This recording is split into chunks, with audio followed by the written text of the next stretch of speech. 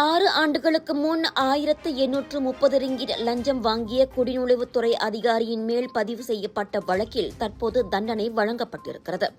5 குற்றச்சாட்டுகளை எதிர்நோக்கிய 43 வயதான மொஹம்மட் ரெசா உசேன் என்னும் குடிநுழைவுத்துறை அதிகாரி குற்றத்தை ஒப்புக்கொண்டதைத் தொடர்ந்து 6000 ரிங்கிட் அபராதம் விதிக்கப்பட்டது.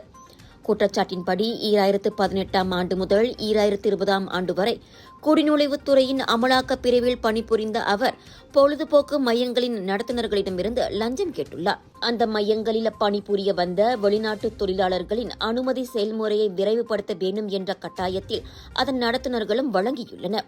இதனிடையே குற்றம் சாட்டப்பட்டவர் அவரது மனைவி, குழந்தைகள் உட்பட தீராத நோயால் பாதிக்கப்பட்ட தாயாரையும் ஊனமுற்ற இளைய சகோதரரையும் ஆதரிக்க வேண்டும் என்ற சூழ்நிலையில் அவரின் வழக்கறிஞர் குறைந்தபட்ச தண்டனையை வழங்குமாறு கோரிக்கை விடுத்திருந்தார்.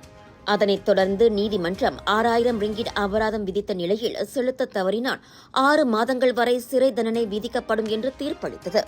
10 ஃபெஸ்டிவல்ஸ், 100க்கும் அதிகமான ஆர்டிஸ்ட், 200க்கும் அதிகமான பூத்கள், colours of India, Vijay TV பிரம்மாண்டத்தின் உச்சம், world class Deepavali festival and train expo, Tropicana gardens mall, convention centre, கோத்தராமன் சர, PGL 11 இருந்து 16 செப்டம்பர் வரை.